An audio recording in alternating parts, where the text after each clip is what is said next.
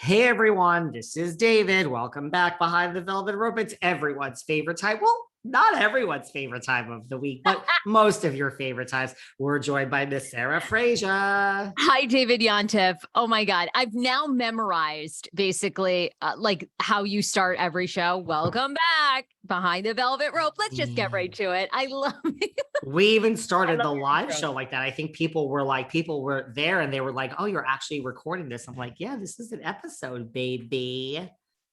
You have been on my mind. I can't wait to hear about how your live show went with Kim D. I mean, tell us everything. This was your first live podcast show, which is a huge deal in New York City at City Winery, which is like a big deal. Okay, I need the whole scoop. You know what it is? It's kind of like an episode of like RHOBH, which we'll just leave it at that because that's what's on now. Where it's like so much happens and like you don't really appreciate it until after the fact. Yeah, I mean, listen, I'll take a lap. I mean, I don't have an ego. It is a big deal to do a live show at City Winery. Like now that the episode is out and I just posted the pictures of me and Kim on stage, people are like, what you did? Like people I know in my life are like, you headlined at City Winery. And I'm like, I guess it's a big deal. I never treat anything like a big deal. I'm just all about the work. It went well. Listen, someone came from the UK, someone came from Vegas. Yes. Oh my God, David, you have huge fans. We had people. So I think the farthest was the UK and then someone was from Vegas. So you basically upstaged the queen because I mean, every British person I know is like, they're not leaving England this week or the past 2 weeks to pay tribute. So, wow, you got someone to leave the UK for you over the queen. That's kind of huge. I guess so. She was a lovely girl at the end. Like we met her, Kim wasn't such a diva in the green room. She was behaving herself. She demanded a drink on stage as soon as we started. I'm like, does everyone see we're doing a podcast with Kim? It's like, I'm like, we're in front of a live audience, Kim, like chill out. Like, I mean, of course I had to have my drink on stage too. So it went well. Listen, I really thank everyone who came out. It was great meeting a lot of the listeners. Q&A at the end, people had questions. Someone was like, DM'd and was like, I don't know. I didn't know it was being recorded. I couldn't ask what I really wanted. I was like, you can ask anything you want. Like we would have answered anything. I'm not afraid of like PK and Dorit and lawsuits and, You're a lawyer, for God's sake. You're a lawyer. Lawyers always know what to say and what not. Lawyers are, well, I mean, if they're good at medium, which a lot are, they know what to say and not to say. I mean, look, I'm not afraid of Diana Jenkins, but I don't want to be sued by her. Right. Yet. Like, I don't need to go out of my way and get a cease and desist. I mean, like, and by the way, I mean, this person was like, I wish you could have answered questions about, a book 23 or whatever area.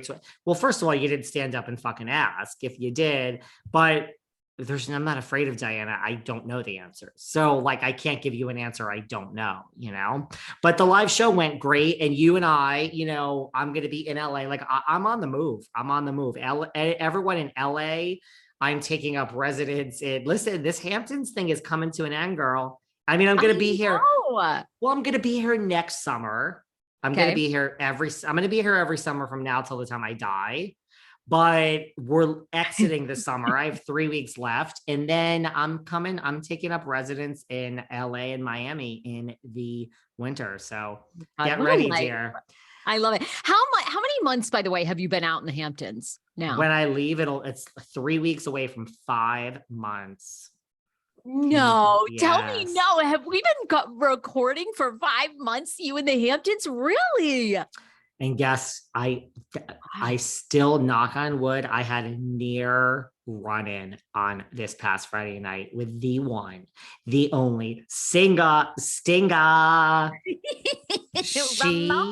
She was at, now look, it's not like I go to Almond. That's the gay bar where Mr. Cone goes, like Lou goes there. It's not like I go every Friday. I don't do anything every week because I'm a Gemini and I get bored. I like variety is the spice of life. But, I've been to Almond many, many, many Friday nights. This past week, I was everyone. Are you going? Are you going? I was like, listen, I have had such a week. I'm gonna skip almond tonight, Sometimes I stay in, Sarah. And so I don't, it was like the gods of Bravo were up there looking out over me. Something told me I just didn't want to go to almond. And then the next day I see pictures and videos. The Stinger was in the house at the gay bar. Now, but wait, aren't you having regret? Because don't you wish you went because you wanted to Not, see? not No. really. Not really. I mean, listen, if Ramona saw me, I don't think there's really no love loss. There's no love loss between us, Why does Ramona not like you? I don't know if I heard this. She just, and and by the way, I believe it or not, I've never done anything against her. She doesn't not like me, but she told Harry Dubin, she told Harry Dubin, Harry. they had a dinner at where the hell they had a dinner at Scarpetta in New York City. This is like a year ago, and she was like, oh, that's that troublemaker. Like somehow Harry brought my name up. She just, listen, I mean, some people think of us as troublemakers over here, Sarah. We're running our mouths. So I've never done anything against Ramona per se. I like her. I think she's great on the damn TV. As a human, she ain't my favorite. I mean, I wouldn't speak to her if I saw her. I'm not interested. But she said to Harry, oh, that's that troublemaker you're friends with. Oh, stay away. It goes back to, and I know you enjoy my sayings, but the other saying that I take to heart is Wendy Williams. And Wendy Williams always said, you have to make a choice in this business. You're either of the people or you're of the industry. And it looks like, David, we are of the people, I mean, and when you're of the people, the industry doesn't really like you because, you bring up all their good, their bad, their ugly. And as you know, you and I have this discussion every other weekend.